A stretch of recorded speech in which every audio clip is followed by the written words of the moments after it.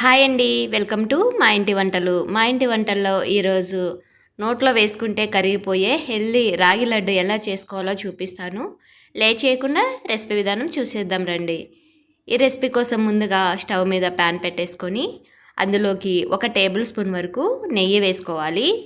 తర్వాత మనకు నచ్చిన డ్రై నట్స్ ఏవైనా వేసుకోవచ్చు. నేనైతే ఇక్కడ బాదం పప్పు, జీడిపప్పుని కట్ చేసి వేసుకున్నాను.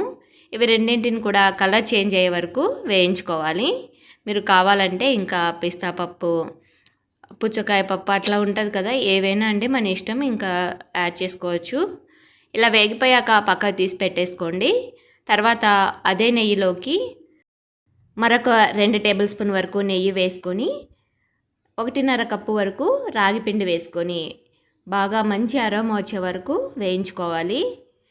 సిమ్ ఫ్లేమ్లోనే ఒక 6 నుంచి 7 నిమిషాల వరకు వేయించుకోండి. మంచి అరోమా వచ్చి బాగా వేగుతుంది. టేస్ట్ కూడా బాగుంటుందండి వేగితే. నేనైతే ఇంట్లో ప్రిపేర్ చేసుకున్న రాగి పిండి తీసుకున్నాను. మీరు కావాలంటే బయట కొనుక్కొచ్చుకున్నది కూడా వాడుకోవచ్చు. ఇలా రాగి పిండి బాగా మంచి అరోమా వచ్చే వరకు వేగిపోయాక ఇందులోకి ఒక 2 టేబుల్ స్పూన్ వరకు తురిమిన ఎండు కొబ్బరి వేసుకోవాలి. ఈ రాగి పిండితో పాటు ఎండు కొబ్బరి కూడా బాగా వేగేటట్టు వేయించుకోవాలి. కంటిన్యూస్గా కలుపుకుంటూ వేయించుకోండి, సో దట్ మనకి రాగి పిండి మాడిపోకుండా ఉంటుంది. ఇలా రాగి పిండితో పాటు కొబ్బరి కూడా బాగా వేగిపోయాక స్టవ్ ఆఫ్ చేసేసుకొని ఇందులోకి 3/4 కప్పు వరకు బెల్లం వేసుకోవాలి. తురిమిన బెల్లం సన్నగా తురిమి వేసుకోండి.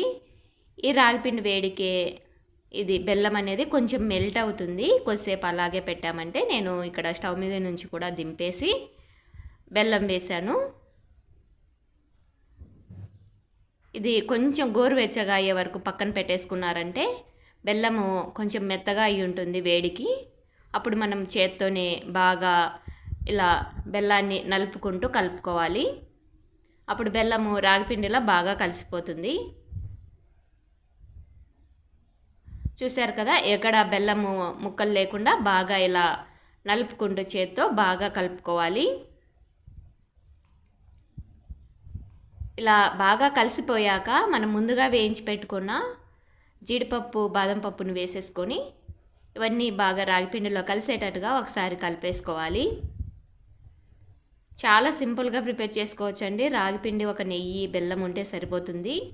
చాలా హెల్దీ రాగిపిండి. ఐరన్ డెఫిషియన్సీ ఉన్నవాళ్ళు, కాల్షియం తక్కువ ఉన్నవాళ్ళు హ్యాపీగా రోజుకొకటి తీసుకున్నారంటే డెఫిషియన్సీ నుంచి మనం తప్పించుకోవచ్చు అనమాట. అంత టేస్టీగా కూడా ఉంటాయి ఇవి. ఇలా బాగా కలిపేసుకున్నాక మనకు నచ్చిన సైజులో లడ్డూలా చుట్టుకోవాలి. ఒకవేళ మీకు లడ్డు చుట్టుకోవడానికి పొడి పొడిగా అయిపోతూ రాలేదనుకోండి, మరొక 2 లేదా 3 టేబుల్ స్పూన్ వరకు నెయ్యి యాడ్ చేసుకొని ఇలా లడ్డూలా చుట్టుకోండి. అంతే అండి, ఎంతో టేస్టీగా ఉండే రాగి లడ్డు రెడీ అయిపోయింది. ఎన్ని రోజులున్నా పాడవదు, చాలా టేస్టీగా ఉంటాయి. మీకు ఈ రెసిపీ నచ్చినట్లయితే లైక్ చేయండి, షేర్ చేయండి. ఫర్దర్ వీడియోస్ కోసం మన ఛానల్ని సబ్స్క్రైబ్ చేసుకోండి. Thanks for watching.